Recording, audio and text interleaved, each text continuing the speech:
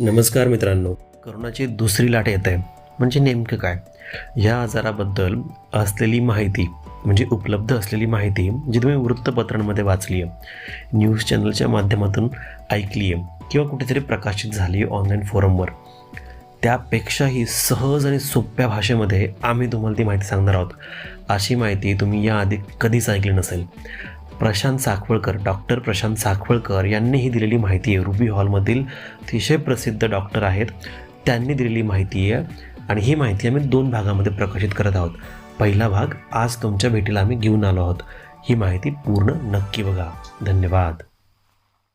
नमस्कार मित्रांनो, आज 18 नोव्हेंबर 2020 आपण आलेलो आहोत डॉक्टर प्रशांत साखवळकर यांच्या घरी आणि आपण जाणून घेणार आहोत कोविड-19 म्हणजे करोना म्हणतात सगळेजण. कोविड-19 हे त्याच्या आजाराचं नाव, म्हणजे एक्झॅक्टली काय आपल्याला सर सांगतील समजून, करोना का कोविड-19 आणि हा आजार कोणता आहे त्याबद्दल. सरांच्या इंट्रोडक्शन मध्ये मी तुम्हाला सांगू इच्छितो, सरांची पूर्ण प्रोफाईल मी डिस्क्रिप्शन मध्ये दिलेली आहे, ती तुम्ही पूर्ण चेक करू शकता. Sir ruby hall clinic Pune येथे ICU वॉर्डमध्ये हेड आहे. म्हणजे जे क्रिटिकल केसेस आहेत त्या क्रिटिकल केसेस हँडल करण्याचा आता पुण्यामध्ये सगळ्यात जास्त जो एक्सपिरियन्स आहे तो सरांना आहे. हे त्यांचं छोटंसं इंट्रोडक्शन. बाकी त्यांचं पूर्ण इंट्रोडक्शन मी डिस्क्रिप्शन मध्ये आणि शेवटी एक स्लाइड देणार आहे, त्यामध्ये मी तुम्हाला सरांचं ईमेल ID पण देणार आहे. तुम्ही त्यांना डायरेक्टली तुमचे प्रश्न विचारू शकता. सर तुमच्याबद्दल थोडी माहिती सांगा आणि मग आपण डायरेक्टली प्रश्नांकडे बोलूया. नक्की. सर्वप्रथम सर्वांना माझा शुभेच्छा आणि नमस्कार. आज आपण कोरोनाच्या काळामध्ये आहोत. तर जसं की अमोल सर म्हणाले की कोविड-19 आणि कोरोना म्हणजे काय, तर कोरोना हे विषाणूचं नाव आहे आणि कोविड-19 हा आजाराचा भाग आहे. म्हणजे विषाणूजन्य आजार आहे. विषाणूचं नाव कोरोना व्हायरस आहे आणि कोविड-19 हे आजाराचं नाव आहे.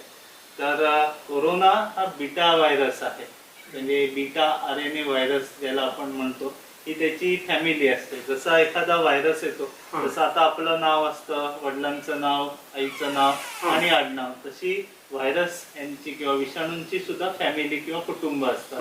तर त्याला टॅक्सोनॉमी म्हणजे त्याच्यात तो कुठल्या फॅमिलीमध्ये तो व्हायरस बसतो, तर हा त्याचं नाव कोरोना व्हायरस हा आधीपासूनच होता. या अॅनिमल्स मध्ये याच्यामुळे आजार होत होते. तर आता जो आपल्या मनुष्यांना जो झालेला आहे तो बीटा कोरोना व्हायरस, त्यामुळे हा आजार झालेला आहे. आणि हा 2019 मध्ये म्हणजे कालच 1 वर्ष झालंय. म्हणजे तसं फर्स्ट बर्थडे आपण म्हणू अनफॉर्च्युनेटली, म्हणजे तर त्याला 1 वर्ष झालं. 2019 मध्ये पहिली केस चायनामध्ये वुहान इथे सापडली, आता हे सगळ्यांना माहीतच आहे. तर त्यामुळे 2019 साली आला, म्हणून कोविड-19 असं त्याचं नाव आहे.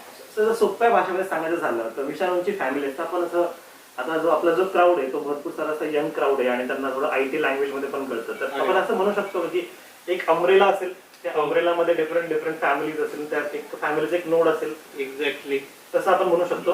हो, का नाही, नक्कीच. तसं सर्दी खोकला पण कोरोनानेच होतो ना. हो, सर्दी कोरोनाच्या फॅमिलीतला कुठला तरी व्हायरस आला, त्याचा चुलत भाऊ म्हणू शकतो. चुलत भाऊ. अच्छा. सर्दी खोकला थोड्या दिवसांनी ऑटोमॅटिकली बरा पण होतो. बरोबर. त्याच्या पण अँटीबॉडीज तयार होतात आपल्या शरीरामध्ये. हो, थोड्या प्रकारे. म्हणजे कसं असतं, कुठल्याही बॅक्टेरिया किंवा जीवाणू, विषाणू आपल्या शरीरामध्ये प्रवेश करता झाला तर आपल्या शरीरामध्ये इम्युन सिस्टीम म्हणजे प्रतिकार क्षमता असते. तर आपल्याला जन्मतःच काही प्रतिकार शक्तीच्या पेशी मिळतात, ज्याला इम्युन सिस्टीम आपण म्हणतो. ती आपल्या ह्याच्यात जन्मतः असते आणि नंतर जसं जसं आपलं शरीर ह्या वेगवेगळ्या घटकांना, एन्व्हायरमेंट मधल्या गोष्टींना एक्सपोज होत जातं, तसं तसं ते आपली शरीर अँटीबॉडीज किंवा मराठीत आपण त्याला प्रतिपिंड म्हणतो. प्रतिपिंड मराठी मधला शब्द. अच्छा. तर ते तयार होतात. त्याच्यामध्ये आपण डेव्हलपमेंट मध्ये असतो, म्हणजे लहान बाळाची जी इम्युनिटी असते ती कमी असते, पण जसं जसं आपण प्रौढत्वाकडे जातो तशा तशा ह्या वेगवेगळ्या अँटीबॉडीज तयार होत जातात. तर सर्दी खोकला हा सुद्धा काही व्हायरसमुळे होतो, जसं फ्लू आपण म्हणतो सामान्य व्हायरल फ्लू जो सगळ्यांना परिचित आहे. तर फ्लू व्हायरस असतो, त्यांनी जेव्हा आपल्या शरीरात एंट्री होते त्यावेळेलाही आपल्याला त्या प्रकारची रोगप्रतिकारक शक्ती निर्माण होते. म्हणजे पेशी त्या आपल्या ज्या असतात ह्या व्हायरस हा फॉरेन पार्टिकल हे ओळखतात आणि त्याला आपल्या शरीरात त्याचं रेप्लिकेशन म्हणजे त्याचा स्प्रेड होण्यापासून त्याला रोखतात. सर आता तुम्ही मला सांगितलं की लहानपण जन्मताच बाळाला त्याचं इम्युन सिस्टम जन्म झाल्यापासून स्टार्ट होतं. बरोबर. बरोबर. तर आपण असं म्हणू शकतो ते आई वडिलांकडून त्याला एक वरदान मिळतं इम्युन हो. सिस्टमचं, कारण हे ठराविक असेल ना, बरोबर आहे. हे जेनेटिकच असेल हो, सगळ्यांचं. हो. Yes. मग आता सर मग ते इम्युन सिस्टम जे आहे ते आपण म्हणतो की लाईफस्टाईल, हेल्दी खाणं, व्यायाम असलं, त्याने आपली इम्युन सिस्टम स्ट्रॉंग होत राहते. काही अंशी खरं आहे. म्हणजे कसं आहे की आपली जी इम्युन सिस्टीम असते त्याच्यात दोन प्रकारच्या गोष्टी असतात, ज्याला आपण एक इंट्रासेल्युलर इम्युनिटी म्हणतो आणि एक ह्युमरल इम्युनिटी म्हणतो. हे थोडंसं मेडिकलशी रिलेटेड आहे, पण ब्रॉडली आपण असं म्हणू शकतो की बी सेल्स आणि टी सेल्स या दोन प्रकारच्या सेल्स आपल्या शरीरात असतात आणि त्या आपल्याला इम्युनिटी देण्याचं काम करत असतात. अच्छा. तर लाईफस्टाईलचा फरक कसा पडतो की आपल्याला कुठलाही आजार जो संसर्गजन्य आजार आहे त्याच्यासाठी 3 गोष्टी महत्वाच्या असतात, त्याच्याशिवाय आजार होऊ शकत नाही. एक म्हणजे आजारासाठी कारणीभूत असणारा रोगजंतू. तो रोगजंतू बॅक्टेरिया किंवा जीवाणू असेल, व्हायरस किंवा विषाणू असेल, किंवा एखादी बुरशी ज्याला आपण फंगस म्हणतो, या प्रकारचे रोगजंतू असतात. त्याच्यानंतर त्यांना शरीरात जाण्यासाठी एक शरीर लागतं, मग ते मनुष्याचं असेल किंवा प्राण्यांचं असेल, त्याला आपण मेडिकल टर्म्स मध्ये होस्ट असं म्हणतो. तिथे त्याला होस्ट करतात त्या जीवाणू किंवा विषाणूला, आणि त्याच्यानंतर आपल्याला एन्व्हायरमेंट लागतं. तर ह्या 3 गोष्टींचा जेव्हा कॉम्बिनेशन्स जे असतात त्याच्यानुसार आजार होतात. म्हणजे आता आपण म्हणतो की आपण ट्रॉपिकल कंट्रीज मध्ये राहतो, तर इथले मलेरिया असेल, टीबी असेल, डेंग्यू हे आपल्याकडे कॉमन आहे. पण तेच तुम्ही जर नॉर्थ अमेरिका किंवा इंग्लंड ह्या UK कडे गेला तर तिथं खूप बर्फाळ वातावरण आहे, तिथले आजार वेगळे आहेत. तर त्यामुळे environment also matters in this condition. तर त्यामुळे जी आपली शरीराची प्रतिकार शक्ती आहे ती आपण कुठल्या कुठल्या रोगजंतूंना सामोरं जातो त्याच्यानुसार ती विकसित होत जाते. आपल्याला जन्मता एक वरदान मिळालेलं असतं आणि त्याच्यानंतर जसं जसं आपलं शरीर त्याला सामोरं जातं तस तसं ती डेव्हलप होत जाते. लाईफस्टाईलचा फरक कसा पडतो, आता करोनाच्याच काळात आपण बघितलं की आपल्या इटलीच्या सारख्या देशामध्ये खूप जास्त मृत्यू दर होता. कारण तिथे सगळं क्लीन एन्व्हायरमेंट होतं, लोकांचं जास्त एक्सपोजर नव्हतं सगळ्या बॅक्टेरिया किंवा व्हायरसला. त्याच्या उलट आपल्यासारख्या देशामध्ये जिथे म्हणजे हे ब्लेसिंग इन द डिस्गाईस आपण जे म्हणतो तसं, म्हणजे आता मुंबई सारख्या ठिकाणी लोकल मधनं लाखो लोक जातात एकत्र, त्यावेळेला हे बरेच बॅक्टेरिया व्हायरस ट्रान्समिट होतात आणि सर्व्हायव्हल ऑफ द फिटेस्ट जे डार्विननी सांगितलेलं आहे की आपल्याला उत्क्रांतीमध्ये टिकून राहायचं असेल तर आपल्याला तिथं सस्टेन राहणं गरजेचं आहे. त्यामुळे शरीर त्याला रोगप्रतिकारक शक्ती डेव्हलप करतं, शरीर आपलं अडॉप्ट होत गेलं. म्हणजे हे जरी आपल्याकडे जास्त गर्दी किंवा थोडीशी दुर्गंधी असते, आपल्याकडे थोडासा राडरा पडलेला असतो, एका दृष्टीने ते एक आपल्यासाठी एक फॉर्च्युनेट ठरलं, एका म्हणजे एक वेगळ्या, it's not a good thing to have, पण ते ठरलं. आणि त्याच्यामुळे काय झालं की त्याच्यामुळे ऑलरेडी आपल्या शरीरामध्ये अशी कोणती तरी शक्ती निर्माण झाली की तो व्हायरस जरी शरीरामध्ये माझ्या गेला तरी पण तो तिथे सर्व्हाइव्ह करतो. म्हणजे एन्व्हायरमेंट जे लागतं कोणत्याही गोष्टीला कुठे जाण्यासाठी, एखाद्या आपण तुम्ही जसं म्हटलं की होस्ट, की आता एखादा व्हायरस माझ्या शरीरामध्ये आला, तो पहिल्यांदा प्रवेश केल्यानंतर तो पहिल्यांदा काय करतो की त्याची फॅमिली बनवणार तो. बरोबर ना, बरोबर. मग ती फॅमिली बनवण्यासाठी त्याला शेल्टर पाहिजे, बरोबर. आणि ते शेल्टर त्याला शेल्टर भेटलं आणि त्याला ते एन्व्हायरमेंट भेटलं पोषक, मग त्याची तो फॅमिली वाढवायला रेप्लिकेट होतो, एकाचे 2, 2चे 4 असं तो त्याची मल्टिप्लिकेशन, व्हायरल लोड ज्याला आपण म्हणतो, ते रेप्लिकेशन एक्सपोनेन्शियल होत जातं त्याचं. सर आजाराबद्दल कळालं, विषाणूबद्दल कळालं, त्याची फॅमिली कळाली, लक्षणं तर सगळ्यांना माहिती, आपण पण लक्षणं डिटेलमध्ये सांगूयात. पण जर आता सर्वसामान्यांना कळेल एकदम, म्हणजे कोरोना झाल्यानंतर करायचं काय, कोणत्या स्टेज 1, स्टेज 2, स्टेज 3 काय, सामान्यांना कळेल अशा एका छोट्याशा एक्झाम्पलने आम्हाला समजून सांगा की कोरोना म्हणजे काय, झाला तर काय करायचं, स्टेज 1, स्टेज 2, स्टेज 3, म्हणजे एकदम सिंपल भाषण आम्हाला समजून. हा खूप महत्वाचा प्रश्न तुम्ही विचारला. तर कोरोना ज्या वेळेला आपल्या शरीरामध्ये घुसतो तर आपण त्याची तुलना एखाद्या टेररिस्टशी करू शकतो किंवा आतंकवाद्याशी, कारण आता त्यांनी भरपूर आतंक या जगामध्ये विश्वात निर्माण केलेला आहे. तर हे समजून देण्यासाठी मी एक रूपक वापरतोय. तर कोरोना व्हायरस ज्या वेळेला आपल्या शरीरात घुसतो, म्हणजे तुम्ही आपल्या शत्रू राष्ट्रातून कसाब सारखा आतंकवादी आपल्या देशात आला तर मग तो काय करतो, पहिल्यांदा तो त्याला आपल्या शरीरात यायला एक मार्ग लागतो. जसं कोणी समुद्र मार्गाने येतं, हवेतून येतं, तर हा व्हायरस आपल्या शरीरात येतो कसा, म्हणजेच आपण मोड्स ऑफ ट्रान्समिशन ज्याला म्हणतो, की हा आपल्या शरीरात संक्रमित कसा होतो. तर सगळ्यात पहिले तो हवेमधून पसरणारा व्हायरस आहे. मेजॉरिटी ऑफ टाइम्स तो हवेतनं येतो. तर ज्या रुग्णाला कोरोना झालेला आहे तो जेव्हा खोकतो, शिंकतो किंवा बोलतो तेव्हा त्याचे ड्रॉपलेट्स म्हणजे थुंकी किंवा छोटे छोटे कण जे असतात, पार्टिकल्स, त्या माध्यमातून तो हवेतनं जातो. आणि जेव्हा आपण त्या रोग्याच्या जवळ असतो, म्हणजे 6 फुटाच्या आतमध्ये ज्यावेळेला आपण त्या रोग्याच्या जवळ असतो त्यावेळेला तो आपल्या शरीरामध्ये प्रवेश करता होतो. टेररिस्ट आला आपल्या शरीरामध्ये, कारण तो आपल्या जवळ आला किंवा आपण त्याच्या सानिध्यात गेलो, मग तो शरीरात आला. हा एक मोड आहे. दुसरा ट्रान्समिशन कसं आहे की जर त्यांनी कुठे टच केला असेल, कुठल्या वस्तू आहेत, मोबाईल्स असतील किंवा आपले दरवाजे ओढण्याचे हँडल्स असतील किंवा कुठल्याही गोष्टी ज्या त्याच्या कॉन्टॅक्ट मध्ये आहेत, त्याला हात लागलेला आहे, अशा गोष्टींना जर आपण काही काळाच्या आत टच केला तर त्या मार्गे सुद्धा तो येऊ शकतो. हे 2 महत्वाचे मार्ग आहेत. मग तो एकदा आपल्या शरीरात प्रवेश करता झाला की जसं तुम्ही म्हणला स्टेज 1, स्टेज 2, तर काय होतं की जेव्हा तो पहिल्यांदा येतो त्यावेळेला तो लपून बसतो, आल्यानंतर लपून टेररिस्ट सारखंच तो लपून बसतो. म्हणजे आला की लगेच तो त्याचा प्रकोप दाखवायला चालू करत नाही. तर त्याला मेडिकल टर्म्स मध्ये इन्क्युबेशन पिरियड म्हणतात. इन्क्युबेशन पिरियड म्हणजे ज्यावेळेला तो व्हायरस आपल्या शरीरात येतो आणि ज्यावेळेला पहिलं लक्षण दिसतं, तर त्यामधला जो काळ आहे त्याला आपण इन्क्युबेशन पिरियड म्हणतो. त्या काळात त्या आपल्या शरीरामध्ये तो व्हायरस असणार आहे, पण आपल्याला कुठलीही लक्षणं दिसणार नाही. अच्छा, म्हणजे असिम्प्टोमॅटिक म्हणजे माझ्याकडे व्हायरस आहे आतमध्ये, पण मला काहीच लक्षणं नाहीयेत. म्हणजे वरून तो सर्वसामान्य निरोगी माणसासारखाच दिसणार, पण ऍक्च्युली त्याच्यामध्ये तो लपून बसलाय. आणि तो काय करणार, तो दुसऱ्याला त्याच काळात तो ट्रान्समिट होणार. अच्छा, म्हणजे कॅरियर बनणार तो माणूस लगेच. एक्झॅक्टली, एकदम बरोबर बोललात. ह्याला असिम्प्टोमॅटिक कॅरियर. असिम्प्टोमॅटिक म्हणजे काय, मला काहीच लक्षणं नाही, सर्दी नाही, खोकला नाही, घसा दुखत नाहीये, दम लागत नाहीये, स्नायूंमध्ये काही माझ्या वेदना नाहीये, काहीच मला त्रास नाहीये, मी रुटीन काम करतोय, ऑफिसला जातोय, कंपनीत बसतोय, पण मला काहीच त्रास नाहीये. पण माझ्या शरीरात तो व्हायरस लपून बसलेला आहे आणि तो त्याच काळात दुसऱ्या माणसाला सुद्धा होणार आहे. पॅसिव्ह स्मोकिंग सारखं झालं.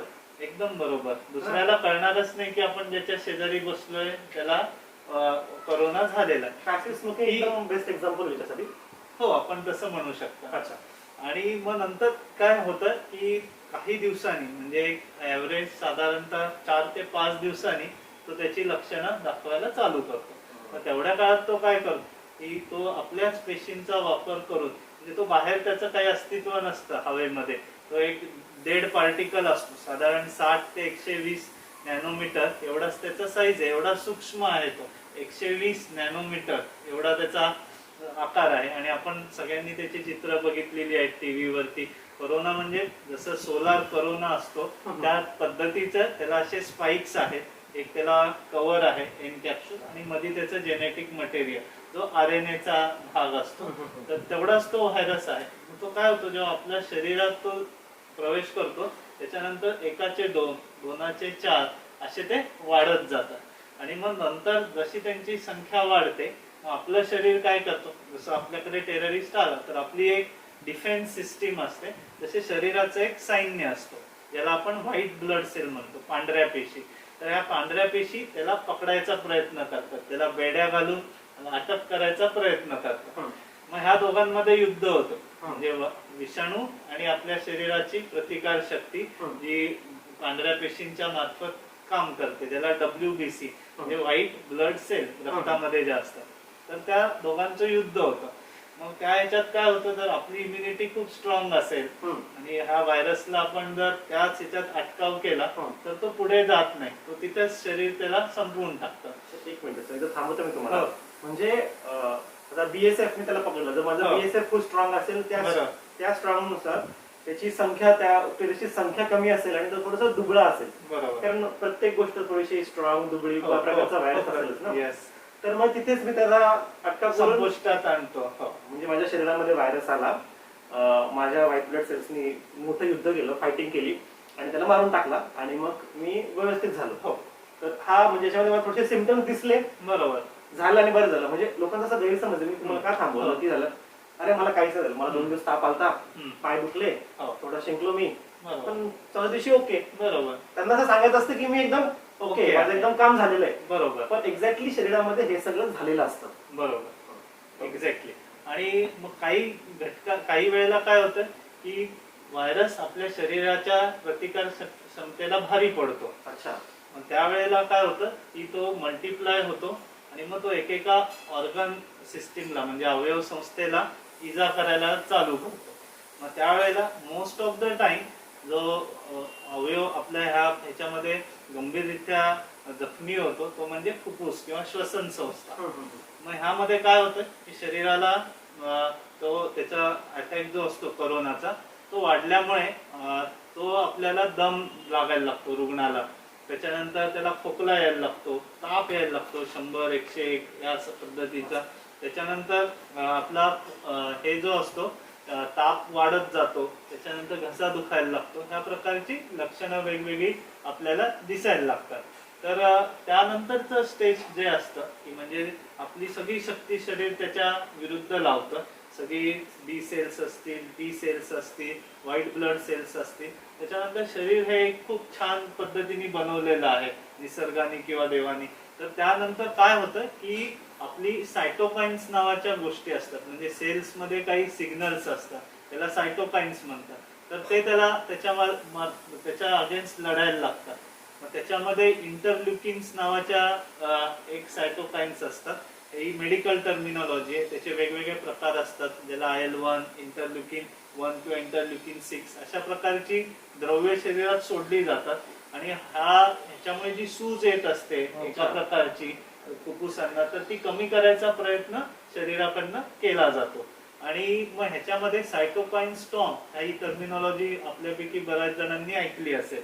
तर हे स्टॉर्म म्हणजे वादळ येतं त्या सायटोकाइनचं आणि ही पूर्ण आपली प्रतिकार क्षमता आणि शरीराच्या सगळ्या सेल्स मधल्या ज्या गोष्टी असतात त्या ह्या व्हायरसच्या अगेन्स्ट काम करायला लागतात. म्हणजे आता असं म्हणायला लागेल BSF बरोबर बाकीचं जे माझं राखीव सैन्य आहे ते पण आलं. ते पण आलं. हो पहिल्यांदा BSF कडून काय जमलं नाही, हो बॉर्डर पोस्टून काय जमलं नाही, माझं राखीव जे सैन्य होतं ते CRPF पण आले. त्यांना पण बोलवलं. इव्हन तुम्ही कमांडो आले असंही म्हणू शकता. कमांडोज आले माझे. हो ते आले आणि ते आता त्याच्याशी लढतायत पूर्णपणे. मग यांच्यात तुंबळ युद्ध होतं म्हणजे व्हायरस आणि ह्या आपल्या प्रतिकार शक्तीमध्ये. मग याच्यामध्ये काय होतं, जो जिंकतो जर आपली प्रतिकार शक्ती खूप चांगली असेल तर व्हायरसचा असर कमी व्हायला लागतो आणि मग रुग्ण बरा व्हायला लागतो. पण बऱ्याच वेळेला काय होतं की व्हायरस हा या प्रतिकार शक्तीच्या पेक्षा जास्त असरदार असतो आणि मग त्या ह्याच्यामध्ये एक अवयव संस्था निकामी व्हायला लागते. सिव्हिलियन्सवर अटॅक चालू झाला. सिव्हिलियन्सवर अटॅक चालू झाला. इथे आपण एक्झाम्पल मध्ये सांगतोय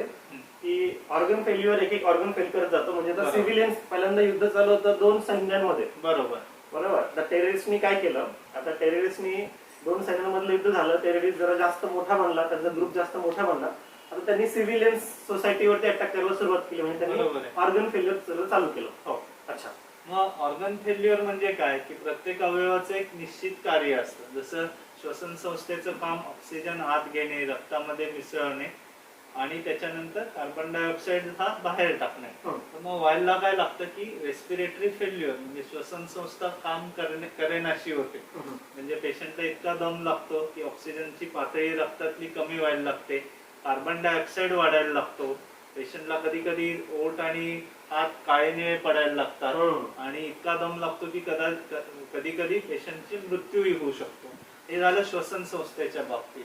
नंतर तुम्ही ऐकलं असेल की हा जो विषाणू आहे तो रक्ताच्या गुठळ्या बनवायला चालू करतो. म्हणजे रक्ताचं जे क्लॉटिंग असतं, ज्यावेळेला आपल्याला जखम होते किंवा ब्लड बाहेर आल्यावर क्लॉट होतं, पण काही न होता, जखम बाहेरून न होता हा व्हायरस जेव्हा आत जातो शरीराच्या त्याला तो रक्त वाहिन्यांचं जे कोटिंग असतं ज्याला आम्ही एंडोथेलियम म्हणतो त्याच्यावरती तो अटॅक करतो आणि ब्लड क्लॉट व्हायला चालू होतं. त्यामुळे बऱ्याच रुग्णांना असा त्रास होतो की रक्त क्लॉट झालं तर रक्तवाहिन्या शरीरात वेगवेगळ्या अवयवांना असतात. हृदयाला जी रक्तवाहिनी रक्त पुरवठा करते त्याच्यात जर क्लॉट झाला तर पेशंटला पहिलं लक्षण डायरेक्ट हार्ट अटॅकचं येऊ शकतो. म्हणजे त्यांना हृदयविकाराचा झटका येऊ शकतो. जर मेंदूला रक्त पुरवठा करणाऱ्या वाहिनीमध्ये क्लॉट झाला तर मेंदूचा पक्षाघात होऊ शकतो, ज्याला आपण पॅरालिसिस म्हणतो, अच्छा. किंवा फिट्स येऊ शकतात. किंवा कधी कधी आपण असंही बघितलंय की फुफ्फुसाच्या रक्तवाहिन्यांना सुद्धा रक्त पुरवठा करणाऱ्या रक्तवाहिन्यात गुठळी होते आणि पल्मनरी एम्बोलिझम म्हणजे रक्ताची गुठळी श्वसन संस्थेच्या मार्गात होणे आणि त्याच्यामुळे पेशंटला छातीत दुखणे, दम लागणे ह्या गोष्टी होऊ लागतात. तर मग तो ही रक्ताची सिस्टीम पण इन्व्हॉल्व्ह करतो. तर ह्या वेगवेगळ्या अवयव संस्था जेव्हा इन्व्हॉल्व्ह व्हायला लागतात व्हायरसच्या अटॅक मध्ये, जसं मी सांगितलं, जसं आपला मेंदू असेल, हृदय असेल, फुफ्फुस असतील, त्याच्यानंतर किडनीवरती सुद्धा त्याचा असर व्हायला लागतो. म्हणजे कधी कधी किडनीचे जे काम असतं लघवी बनवण्याचं ते कमी व्हायला लागतं. त्या अशा प्रकारे सगळ्या शरीरातल्या अवयव संस्थेवरती त्याचा मारा ह्या व्हायरसचा व्हायला लागतो. त्यावेळेला आपण म्हणतो की हा मल्टी ऑर्गन फेल्युअर मध्ये पेशंट गेलेला आहे, एकापेक्षा अधिक अवयव संस्थांना त्यांनी इजाही पोहोचवलेली आहे. मग अशा वेळेला आपल्याला नुसतं शरीराचं सैन्य कामाला येत नाही, त्यावेळेला आपल्याला उपचारांची खूप गरज असते. तर वेगवेगळ्या उपचार पद्धतीने आपण हा व्हायरस कंट्रोलमध्ये आणू शकतो. तर आत्ताच्या क्षणाला असं कुठलंही रामबाण औषध नाहीये की जे आपण ह्याच्या विरुद्ध वापरू शकतो. पण जरी बुल्सआय टार्गेट नसेल तरी पण त्याचे जे होणारे परिणाम आहेत त्या व्हायरसमुळे ते आपण आटोक्यात आणू शकतो. आता हा व्हायरस आहे, विषाणू आहे, तर आपल्याला विषाणूच्या अगेन्स्ट काम करणारच औषध म्हणजे अँटी व्हायरल ज्याला आपण म्हणतो ते आपल्याला पाहिजे. पण झालं काय की हा आत्ताच 1 वर्षाचा झालाय व्हायरस, त्यामुळे आपल्याकडे जी फार्मसी आहे, औषधं बनवण्याच्या ज्या गोष्टी आहेत त्या विकसित होत आहेत. त्याच्यामध्ये काही काही अँटी व्हायरल औषधं आपण टेस्ट केलेली आहे, हे ॲलोपॅथीमध्ये आहे. परंतु जसं मी म्हणलं की ह्या व्हायरसमुळे शरीराला सूज येते आहे किंवा रक्ताच्या गुठळ्या होण्याची त्याच्यामध्ये हे होत आहे, तर त्याच्या अगेन्स्ट काम करणारी औषधं आपल्याकडे पहिलेपासून आहे. एक्झॅक्टली. त्यामुळे आपण सूज कमी होण्यासाठी स्टिरॉइडचं औषध म्हणजे डेक्झामिथासोन हे आपण ॲलोपॅथीमध्ये वापरतोय. किंवा रक्ताच्या गुठळ्या होऊ नये, रक्त पातळ राहावं म्हणून काही आपल्याकडे अँटीकोॲग्युलंट्स जसं की हिपॅरिन नावाचं जे औषध आहे आणि त्याचे काही सब स्पेशल प्रकार आहेत ते त्याच्यामध्ये आहेत, तर ते त्याच्यात आपण वापरतो. आणि तुम्ही सगळ्यांनी रेमडेसिवीर, हायड्रॉक्सिक्लोरोक्विन ही नावं आता सगळ्यांच्या परिचयाची झालेली आहे. तर हायड्रॉक्सिक्लोरोक्विन हे जे औषध होतं ते आपण सुरुवातीच्या काळामध्ये मार्च एप्रिल मध्ये ते प्रॉमिसिंग होतं, तर ते आपण वापरून बघितलं. ते आपण प्रतिबंधात्मक म्हणून सुद्धा दिलं, म्हणजे जे डॉक्टर्स असतील, नर्सेस असतील, स्वच्छता कर्मचारी असतील, पोलीस असतील, जे कॉन्टॅक्ट ज्यांचा रुग्णांशी येत होता व्यवसायामुळे, तर त्यांना आपण ते प्रिव्हेन्शन म्हणून पण दिलं. त्याच्यानंतर आता आपण रेमडेसिवीर जे औषध प्रामुख्याने वापरलं जात आहे, तर त्याचा सुद्धा काही अंशी आपल्याला फरक जाणवलेला आहे निमोनिया कमी होण्यात. पण आता एक WHO ने जी ट्रायल केलेली आहे ज्याचं नाव सॉलिडॅरिटी ट्रायल आहे, त्याच्यामध्ये ज्या रुग्णांना ही औषधं मिळाली आणि ज्यांना मिळाली नाही त्याच्यात काही फारसा फरक त्यांना जाणून आला नाही हायड्रॉक्सिक्लोरोक्विन आणि रेमडेसिवीरच्या बाबतीत. आणि त्याच्यात मतभिन्नता पण आहे. थोडं समजून घ्यायचा प्रयत्न करतो मी. हे 2 औषधं A आणि B औषधं, तर WHO ने अभ्यास करून त्यांना काय कळालं ह्या दोन्ही औषधांचे जे परिणाम आहेत ते सारखेच आहेत. हा, म्हणजे कसं आहे की आपण तुलना करतो. म्हणजे आता कुठलंही नवीन औषध आलं तर आपण एका गटाला ते औषध देतो आणि तोच वयोगट, तेच आजार असणारी दुसरी जी व्यक्तींचा समूह आहे, दुसरा गट आहे, त्यांना आपण ते औषध देत नाही आणि दोघांची आपण तुलना करतो. त्याच्यामध्ये स्टॅटिस्टिक्स म्हणजे सांख्यिकी शास्त्र ते काही निकष त्याला लावले जातात. तर ह्या औषध देऊन किती लोकांना चांगला परिणाम झाला आणि औषध न देता काही परिणाम झाला, तर त्याचे एंड पॉइंट्स म्हणजे आपण शेवटचे परिणाम बघतो आणि मग आपण म्हणतो की हे औषध प्रभावी आहे किंवा नाही आहे.